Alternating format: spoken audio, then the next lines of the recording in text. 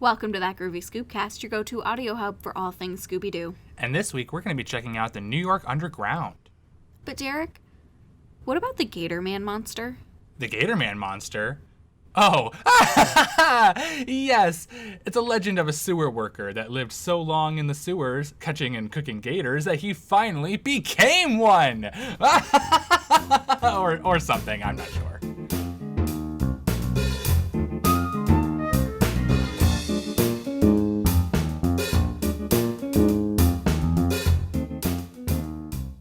Welcome back, guys. My name is Derek. And I'm Shannon. And today we actually will be checking out the New York Underground, the title of our episode we're watching from Scooby-Doo and Guess Who. This is our very first time reviewing an episode from this series. I was nervous. Were you? How do you feel overall, about the episode? I mean, I definitely... First impression of the show itself? I definitely like them more, or at least this episode, definitely like it more than the new movies. Which is what I was scared it was going to be like. It was going to be like, yeah. Because the last time we saw, guest hosts, it just wasn't good. I guess I still don't love it, though. No. I'm not stellar about it. Halsey is our guest star of the week, and I don't know. She was entertaining, but there were even just times where I felt like it wasn't flowing as well as I would have liked. Yeah. I don't know. What I did like about it is that they gave her and Shaggy a common thing. Like a common interest. Yeah, so they both liked poetry, and so it kind of gave that a way for her to connect to the group rather than, Don Knotts being a random sheriff in the city that they happen to stumble upon. Yeah. So it was at least something that, it made sense for her to be there. But at the same time, it's just, she felt very shoehorned in for me. She's just casually hanging out at this poetry slam in Central Park. I made a note of it of, what is a superstar just doing at a poetry slam? And it's not really even that bugs me. I guess it's just because she's a star and Shaggy is not. Is not. I don't know. Yeah, we'll get into that. Yeah, before that, we will kick off the Mystery Machine match, our weekly trivia competition where Shannon and I try to figure out which one of us knows Scooby-Doo better than the other. Currently, I have 26 points on my side, while Shannon has 23. Have you looked over your questions? How you feeling? I think mine are hit or miss. Okay. I think you'll either get them right away or you probably won't get them. Okay. As always, Shannon, you can start us off. What sport was Scooby-Doo doing when he meets the ghost of Captain Cutler? He was surfing, right? Yes. Okay. Here is your first question. The episode Weird Winds in Winona takes place in what southern U.S. state?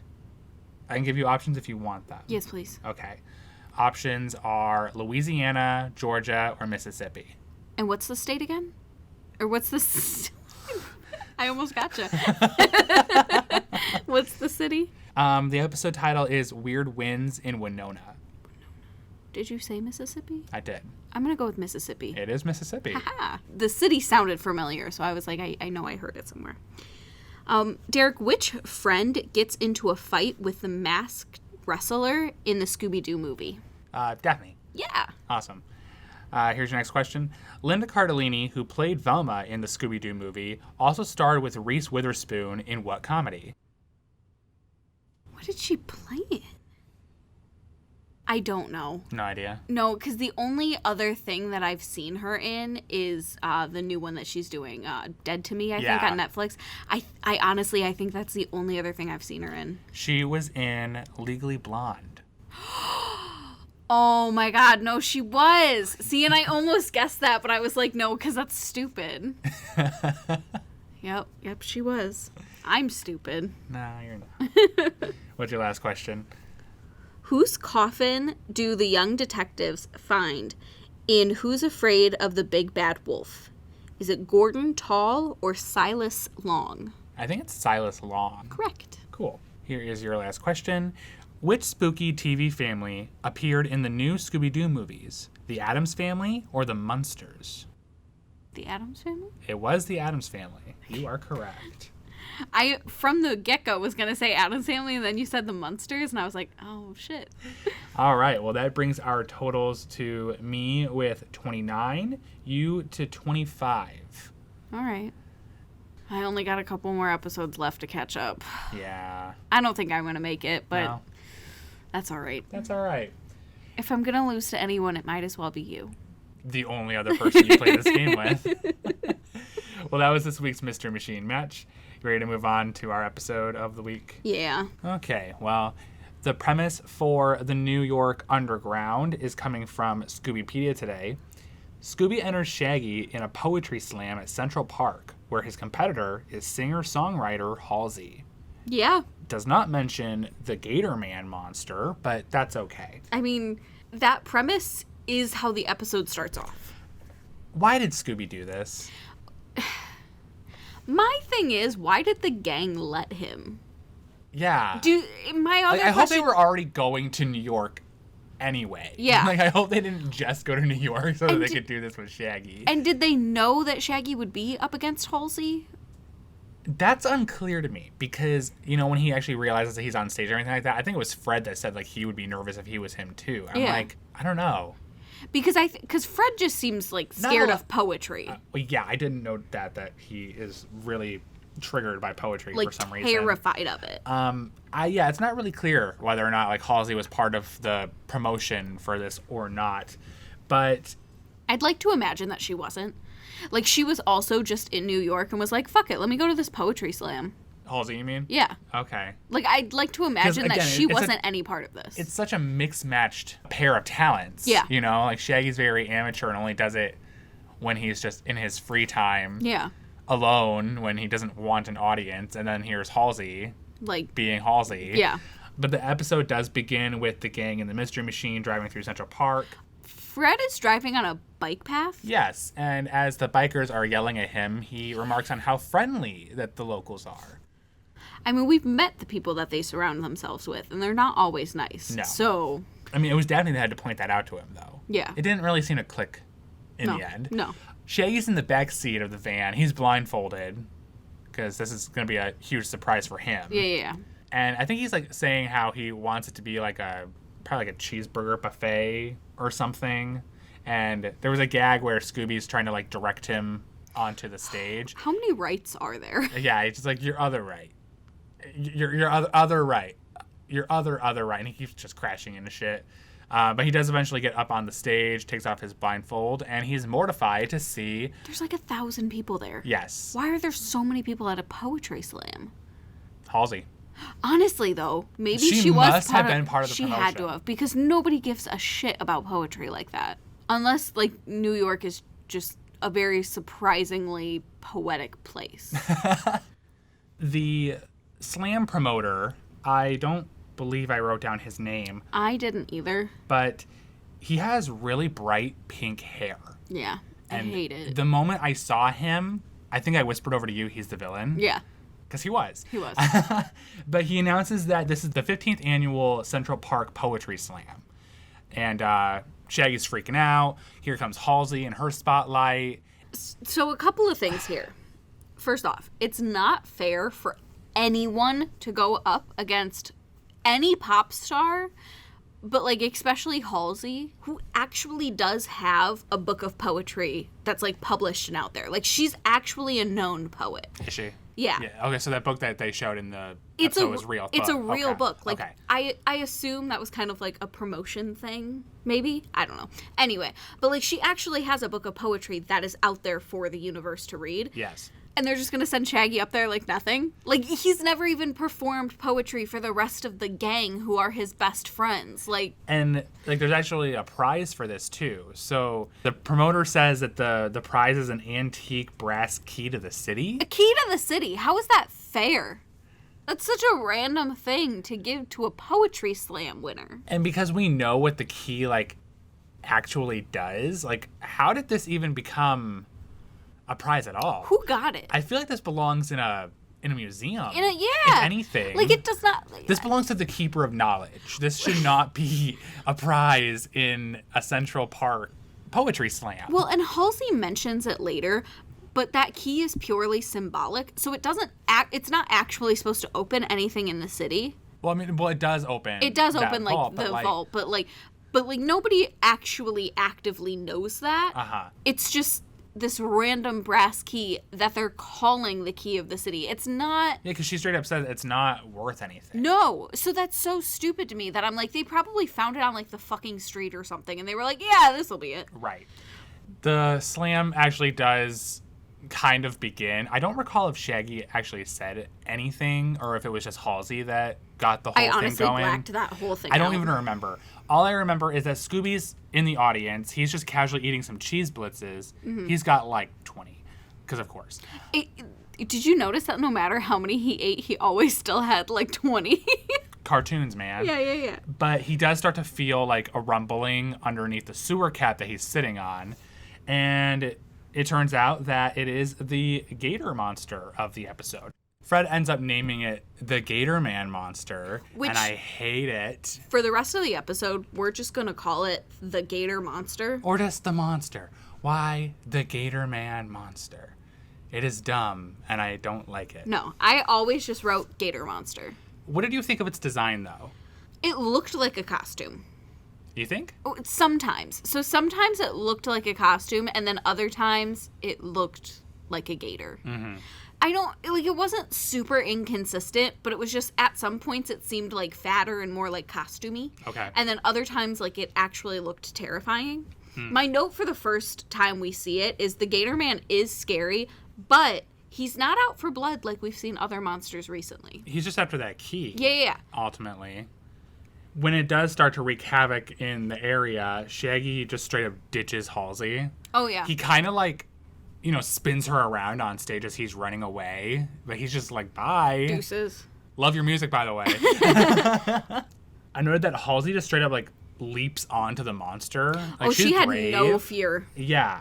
And the key ends up in Scooby's, like, tray of cheese blitzes, which makes, like, an imprint in one of the blitzes. I think he, like, falls on the blitz, and that's, like, what pushes the imprint in. But Something like that, yes. They do end up using the imprint from the key because the key does get swiped by the gator. But they use the imprint of the key and the blitz to make a cast. And the key does function. That key that they make does end up functioning just like the real one. You know what's frustrating, though, too? The gator swipes the key, but for the rest of the episode, it's almost like he doesn't know what to do with it.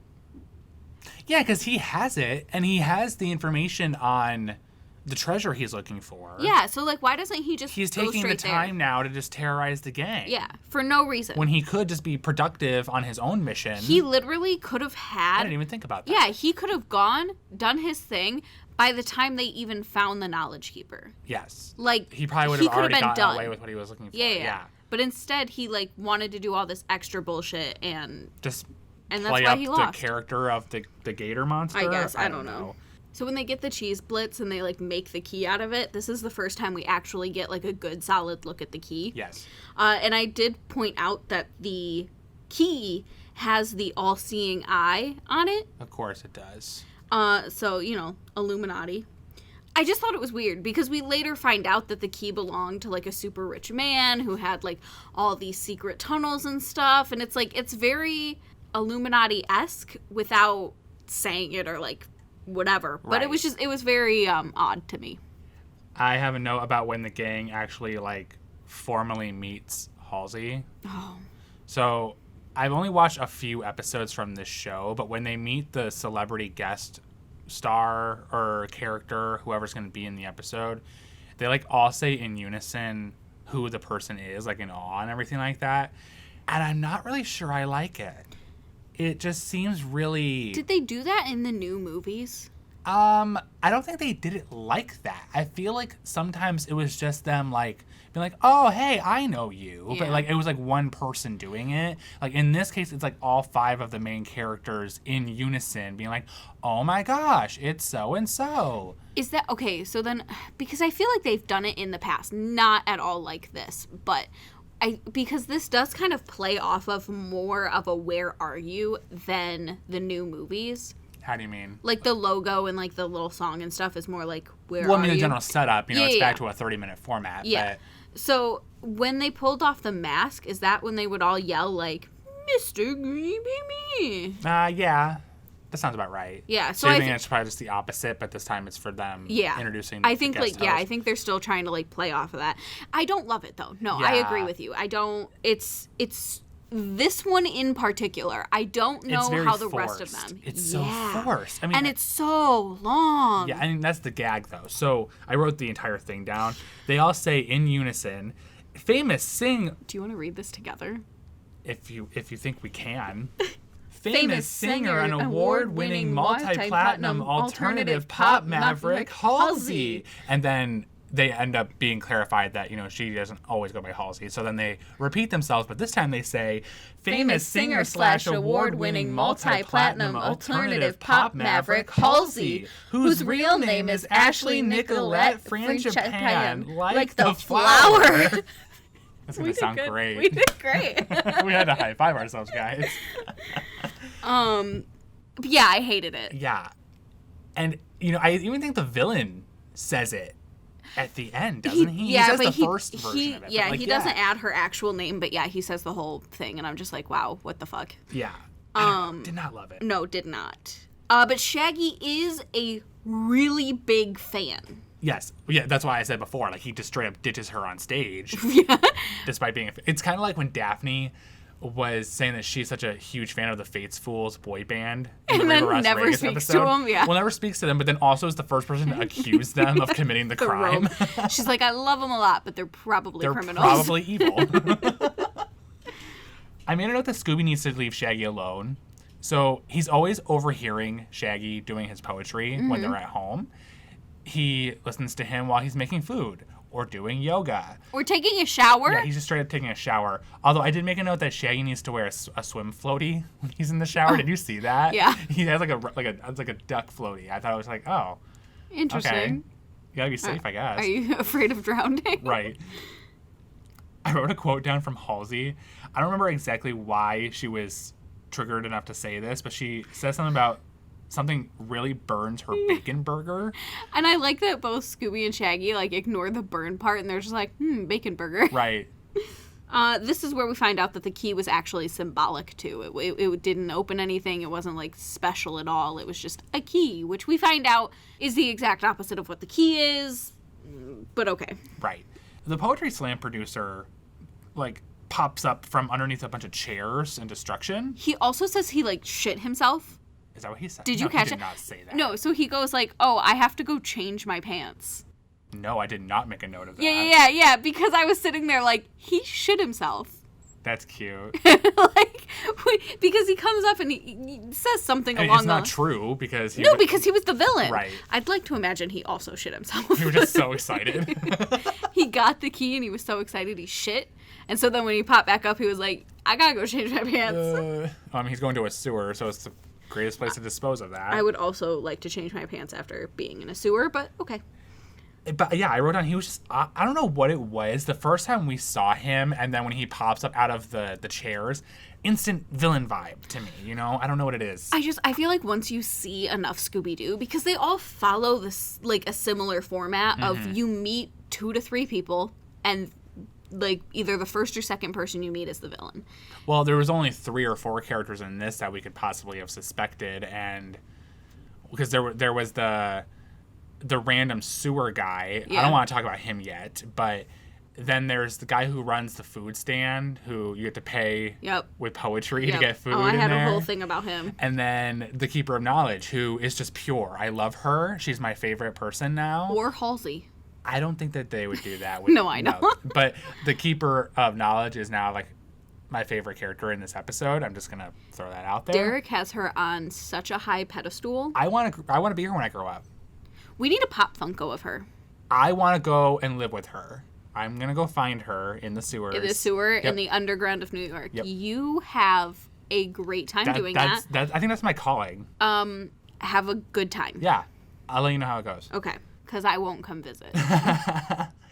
So the New York Underground, it's just a whole thing of sewers and underground subways. To get there, you have to almost get hit by a train. Well, that was Halsey just taking her sweet-ass time. Does she getting just them not into the know how to secret get in there? door. Because she really was struggling. I don't know. Now, how do you feel about this entire community and this episode being so poetry obsessed? I don't really like it. No, it was very... Okay, so I made a couple of comments because, like, the hooked Scotsman... So when they first get there, Scooby and Shaggy find food, obviously. Burgers and nachos, I think it was. And they just start eating it. And first off, you're eating other people's food. That's gross. But then this, like, hooked Scotsman, he's got one hand and one hook, and he's all angry that they're eating food, and he's like, you haven't paid for it, but you will. And that's when we find out that you don't pay with money down here, you pay with poetry. And my comment for it was, how does paying with poetry pay anyone's bills? Like, because there's a whole bunch of lights on down there, and unless you're hooked into, like, the city's electricity, and in which case, what is that why my taxes are so high? You know, and then, like, how is he cooking this food? Like, all of these, where is he getting this food? A lot of logistical questions that are not solved by poetry being their form of currency. I would also like to imagine, too, that he gets his food, like, they all exchange with goods instead of money. And so in order for him to get the food for down there, he goes to, like, a meat man. Mm-hmm. And the meat man doesn't want money. He wants, you know, whatever. And so that is, you know, it's just a bunch of, like, fucking side quests. And it ends with you doing poetry to get your burger. It's dumb. Oh, I hate it. No. I'm not a huge fan of the poetry thing. And it must just be because Halsey is the guest star, but... That's why I think, like, I don't know if they were trying to, because they do show her book a lot. Like, Fred's found, like, flipping through it. Mm-hmm. So I don't know if this was, like, a big play up to be, like, Halsey's a poet, she's got a poetry book, like, maybe she wants to be known as a poet now. I don't know. It's very odd. I made a note that when Scooby and Shaggy pass this hallway while they're down there, you can see the gator monster just, like, hiding in the shadows. And he looked a little scary. Like, it kind of reminded me of, like, a Mystery Incorporated spook in a way. I wrote in all caps, did not like that. Fred is really upset about the poetry still because he's just not getting it. He says that it's mysterious, but not in a good way. I asked who hurt him with poetry as a child. Later on. But then, you know, Daphne just spontaneously has Halsey's book of poems. Yeah. The only thing I made note of from that book for the rest of the episode was a line from one of the poems Fred is reading out of it, where he says, "Chocolate milk is life," and I have to agree. And the only other line that I paid attention to was when Fred asks Halsey, "Hey, when you said here, it's something like, I love good-hearted people and but I don't like bullies." And she goes, "It means that I like good-hearted people and don't like bullies." And he's just like, what? Oh! Yeah. It all makes sense. So, yeah.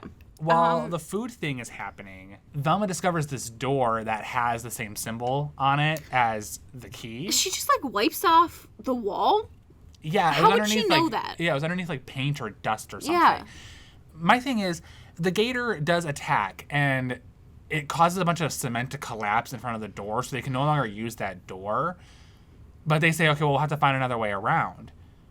What was that going to get them to, though? Because we later see the actual entrance to the room that the key is supposed to unlock, and it's like, so what was that door for? Because that wasn't in terms of the elevation that we see in this episode, because they go further down the sewers from here. Yeah. It doesn't match up. Like, this door is 3 levels higher at least. What I imagine is that it led to just, like, an elevator that took you straight down to the thing. Like, straight down to the trailway. Okay. That's the only thing that would make sense to me. Like, I know that they use an elevator at one point to get out of there after they unmask the gator. But it can't be the same elevator because that door is still blocked. Well, the door is blocked, but the elevator would probably be inside the door. That's what I'm saying. Like, they entered the door and the elevator's on the other side. Yeah. That's the only thing I can think of, but it was dumb. Yeah, I didn't like it. This is where Velma pulls out her, like, tablet, and she calls it the Velma Has All the Answers device. The internet knows all. I rolled my eyes. Yeah. After recent things that we've been watching with her, I rolled my eyes.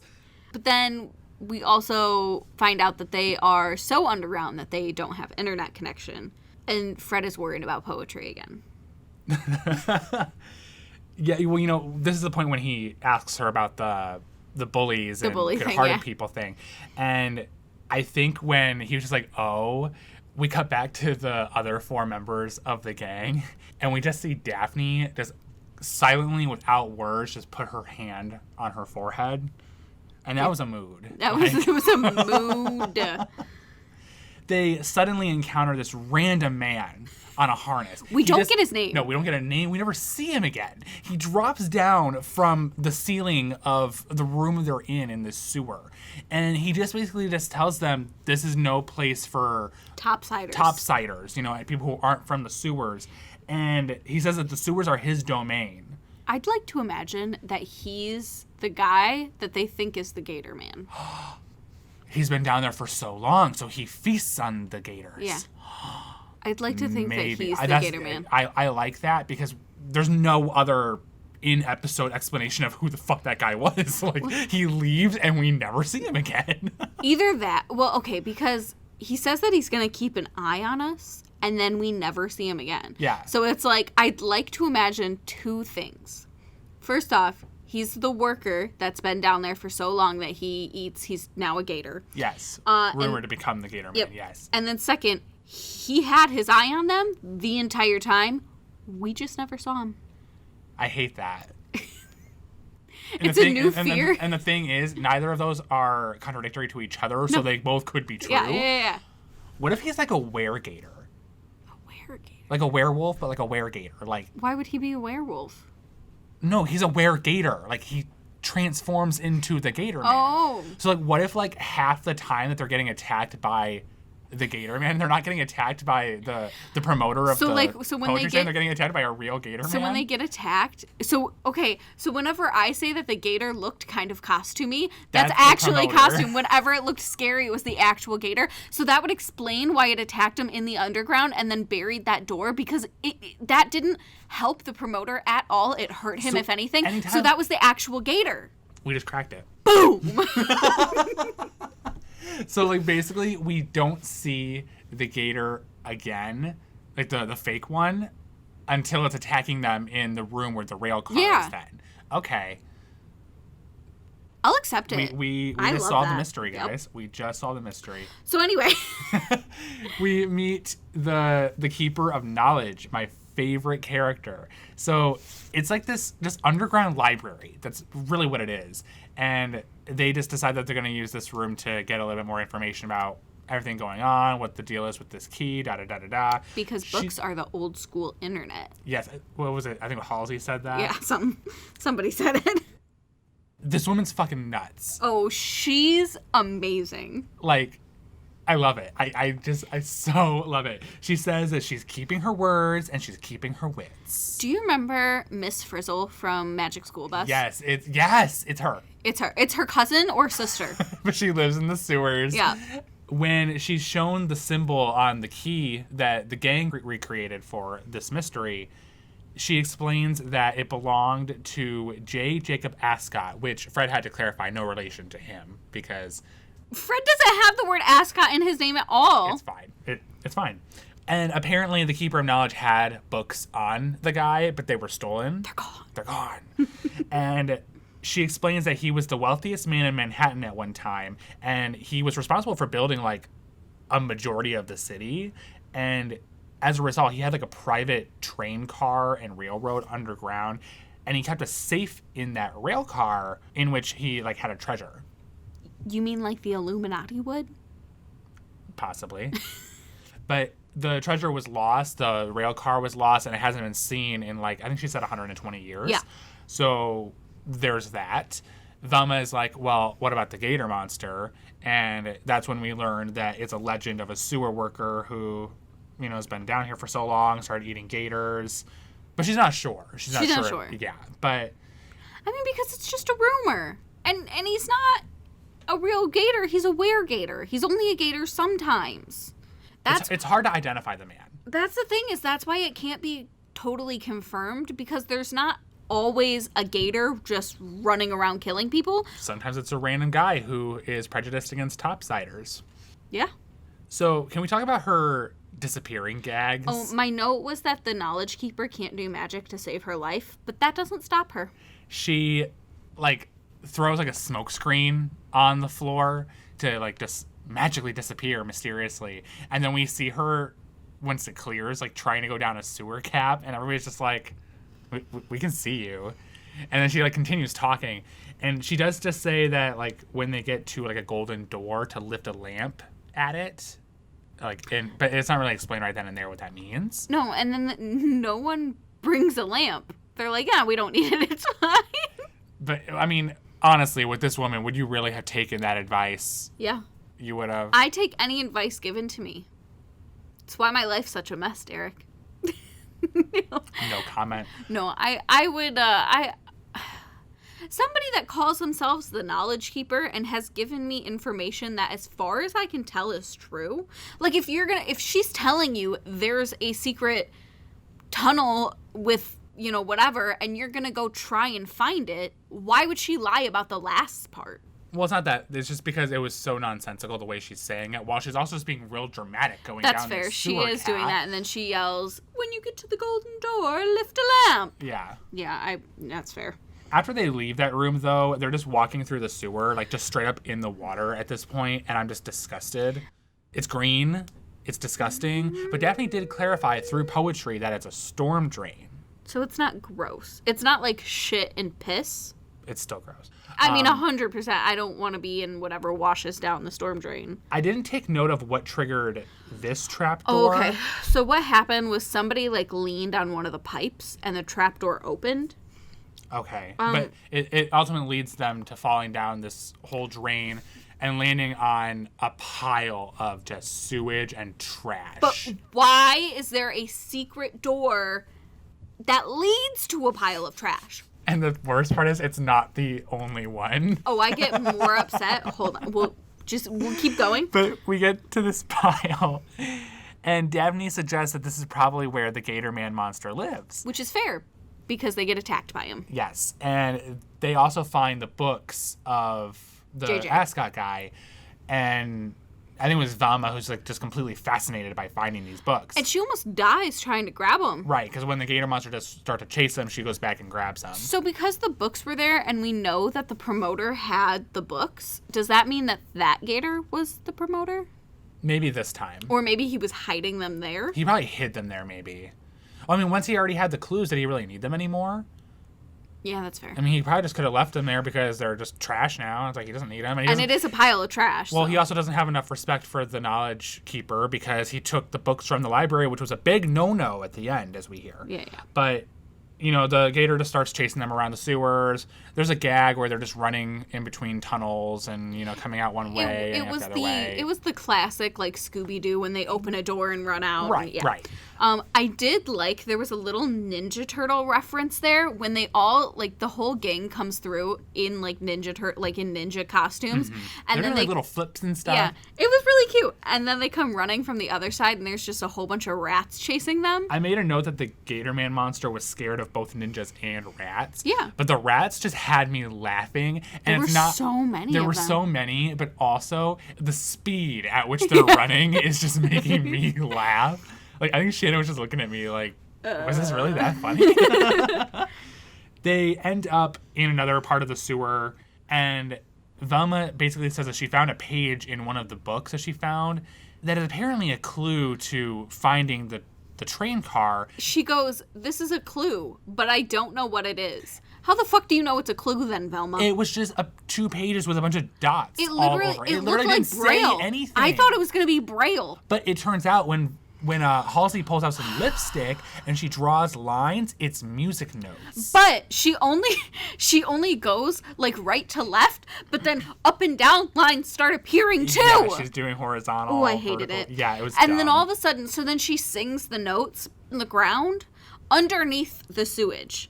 Yes. Lights start to glow. appear. Yeah. It just happenstance right where they are. Though. Right, yeah. They just happen to be right where that would unlock. I wonder if it goes throughout all the sewers to, like, lead you to those trapdoors. Because it leads to another trapdoor with more trash at the bottom, unto which I have to ask myself, if you are a rich man, why would that be your second entrance?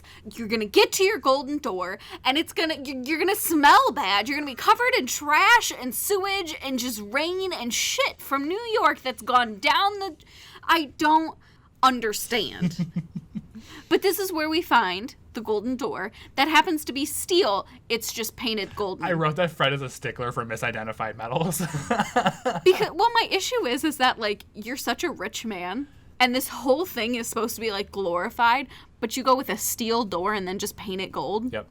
What, did you need to cut some costs there at the end? I don't fucking know. I hate that. This is so stupid. They do get in because Halsey shines her phone flashlight on the door instead of having a lamp. And they find the train car. The gator chases them into the train car. They lock themselves inside the train car. They open up the safe. That's inside the train car. And there's a scroll. Yes. Well, I liked that when they saw the scroll, they were all in unison. Wow! A scroll! Yeah, right. Yeah, I don't know. I didn't care. So their only solution to get out of this situation, because the gator's, like, attacking from the outside of the car, is to just open the door. That's what Fred says. Yes, and they do so. He comes in. Fred trips him into the safe and locks him in there. And this is where Halsey goes, Fred, your poetry is traps. And Daphne's like, see, you've always understood poetry in your own way. I rolled my eyes so hard. Oh, I wanted to throw up. But yeah, so this is the poetry promoter is the Gator Man monster. Yes. So the poetry promoter, I assume, helped set up the poetry slam. So why would he not find another prize instead of the key for the poetry? Like, he could have avoided this whole thing had he just grabbed the key from the start and said, hey, it was stolen. Let's get another prize. Because this was just some random fucking key nobody gave a shit about. So he literally, wherever they found the key, could have just been like, hey, that key got stolen. Let's get another prize. Maybe like a cash prize, because fucking you got to go up against Halsey. You know, I had an alternative solution to this. Why doesn't he just make a cast of the key like the gang did? Like, that's my thing. There were so many fucking things he could have done. Like, they could have just made another copy of the key because it functioned just as well. Yeah, we never see the key that was stolen again. No, because he never gets a chance to use it. Yeah, exactly. So, yeah, he wanted to basically just find the treasure and read the most amazing poetry in the world, I suppose, that the ascot dude had. It was dumb. The poetry had something to do with the Statue of Liberty. Yeah. But I made a note about how the Keeper of Knowledge reappears, and she's, like, pulling on the guy's cheek, saying, no, that's a no. And I think it was Velma that remarked about how he stole those books from her library. Yeah. And this part had me cracking up so bad. So she does the whole smoke screen again, but this time she's just very calmly, silently walking away. And Shaggy's just like, lady, we can still see you. Just like last time. And she just continues walking and doesn't say anything. No. She doesn't look back. She doesn't say anything. I'm dying laughing. Oh, yeah. That was so funny to me for some reason. I want her confidence. Yes. So the villain was just like, well, before I go away, like, can I at least see what the poem said? And they're all just like, sure. Velma, like, pulls a switch because they're suddenly on an elevator, and that elevator, like, I think I mentioned this earlier, the elevator takes them back up to just a ladder that goes up the sewer cap, and now they're on Liberty Island. Yeah. Okay. I wonder if they rode the train car to No, Liberty they didn't. Island? No, they did not. They were in the same room that they were in. Oh, yeah, because they didn't go anywhere. of it. No, yeah. The train car is evidently, like, directly underneath the Statue of Liberty. I mean, they did walk a ways. I don't know. They read the poem. I didn't bother writing down what it said. All I know is that the episode ends with Scooby dressed up like the Statue of Liberty at the souvenir shop. Yeah. Scooby-Dooby-Doo. Yay, Halsey. So that was the New York Underground, our very first episode we were reviewing from Scooby-Doo and Guess Who. What did you rate it? I gave it a 6. Oh, okay. I guess I don't really love this as one of my first impressions for this series, but I think that there were some colorful characters in here that made it up to me in terms of the mystery. Like, the Gator Monster was cool to me. I thought it was fine. I thought the name was stupid, but the Keeper of Knowledge was funny as hell to me. That random sewer dude that just came out of nowhere and never reappeared again. Like, what the fuck? I think it was just such a really colorful environment where you're just seeing all these random people in an area that we don't really ever see. I've never seen the gang go into the sewers for the entirety of the mystery. So that was something different. I think that's what I like, is that it was a little different. But I really hope that other episodes for this series are a little bit more streamlined and flow better when it comes to incorporating these guest stars, because I don't really think Halsey was all that well incorporated. So I don't know. I'm going to give it a 6 because I definitely don't feel neutral about it. I feel more positive about it. Just nothing that I think is all that much impressive. Okay. What about you? What do you give it? I gave it a 5. Okay. And not necessarily because I'm neutral about it. Similar to you, the characters did make it up for me, so I didn't want to give it negative, but I definitely wasn't feeling super positive about it. Because I think, like, just the bad and the good are very even here. So it, they kind of cancel each other out. You get, like, the colorful, the funny like they put a lot of creative thought into these random characters. I wish the Keeper of Knowledge sold it for me. She was solid. If I think I might have given it a 5 if she wasn't in the episode. Honestly. Like, they put so much creative thought into all of these random characters. I wish that they would have put that creative thought into Halsey, who was supposed to be like this.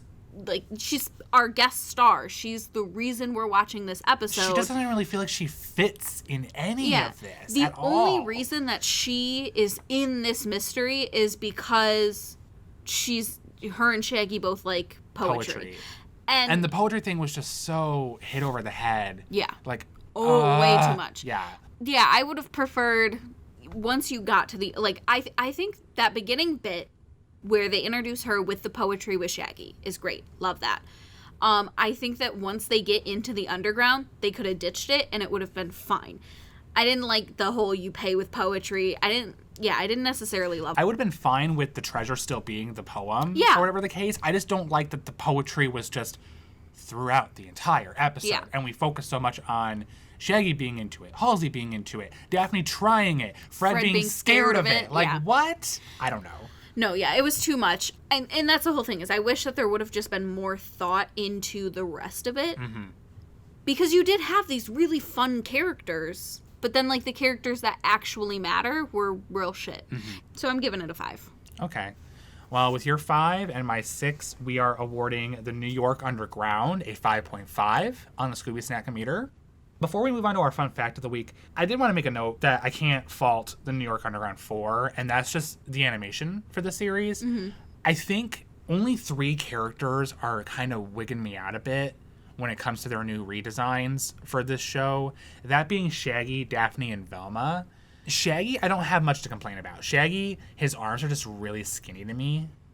Like, his model is just really skinny, and it's weird. He's very lanky, yeah. Daphne, I don't know what to say about her. She just doesn't look correct. And it's not, because I think they made her a little thicker than what we normally see, and that's fine. But for some reason, she doesn't look proportionate. Especially when she's lined up with the other members of the gang. The thing, I think I was noticing it most when you're seeing the group as a whole. I don't know what it is, but I'm just noticing that with her. No, I noticed her above everyone else, and it's very, very noticeable. I don't enjoy it. And Velma's face is really round in this one. Yeah. And I think her lower body is a little slimmer now, which is fine. I don't care about that, but it's just something to note. I don't care her sweater looks baggier. Yeah. That's, I think, what it is. Well, and that's the thing. I don't care that Velma lost weight and Daphne gained weight. I could give a shit less about that.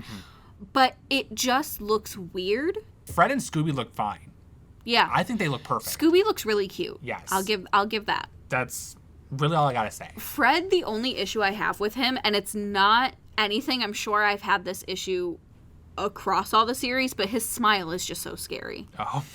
Like, and I always, like, Fred's facial expressions are always a lot. So it's not something new. It's just Fred's smile scared me a lot this episode. I'm still also getting used to Velma's new voice actress, Kate Micucci. Because it's the same girl that voiced her in Be Cool. Yeah. But she sounds so different. I don't know. I don't hate it, but it's something you got to get used to. I got to get used to it.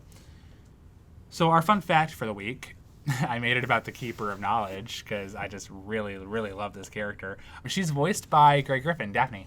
All right. Yeah, I like that it's so contrasted to Daphne in this case. And she has a wide variety of talents when it comes to her voice acting, so I'm not surprised, but I just like seeing how different those two characters were in this episode. Things that I like with that is because sometimes when other people voice act two different characters, you can kind of tell because they'll slide into like another character while voice act. That doesn't happen at all. So next week, we are going to be doing our special topics episode. Our special topics episode, this can literally be anything Scooby-Doo related. It can be a video game. It can be a crossover. It can be a comic book. It can be anything. So, Shannon, would you like to randomize what we will be talking about next week? Sure.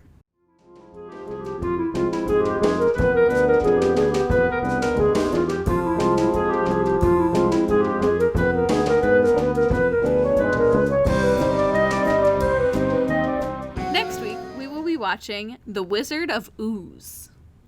Okay. I don't know what that is. Let's see. It is a crossover. This one actually being with Dynamite. Oh, okay. Okay, so this aired on November 13th, 1976. Here's a premise for the episode coming from Scoobypedia. Swamp Rat and Mudmouth pump half of Bogmire Swamp into Big City, creating chaos. Yeah. Putting half a swamp into a big city seems a bit chaotic. I'm curious to see how the gang's going to play into this. So yeah, that's what we'll be talking about next week.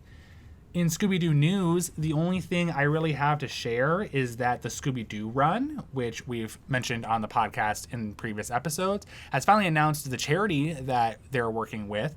They are going to be working with St. Jude Children's Research Hospital, which I'm very happy for. I love St. Jude, so yeah. That's a great charity for the run to be for.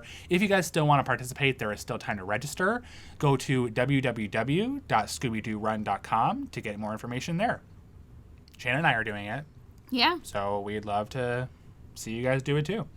If you guys would like to find us on social media, That Groovy Scoobcast is on Facebook at That Groovy Scoobcast, Twitter at Groovy Scoobcast, and Tumblr at That Groovy Scoobcast.